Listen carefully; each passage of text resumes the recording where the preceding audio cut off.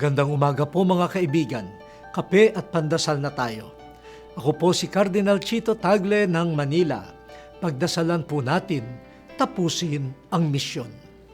Nakakalungkot kapag nakakakita ng kalyeng nasimulan pero hindi naman natapos o hindi tinapos.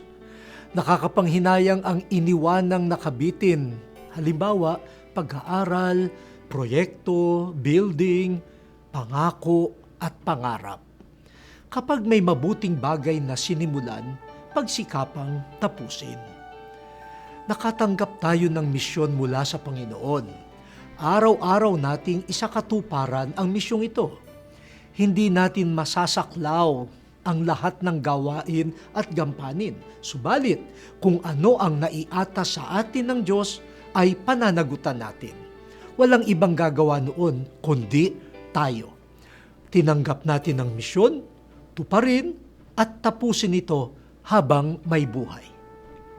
O Diyos, gawin mo kaming masigasig na tapusin ang iniatang mong misyon.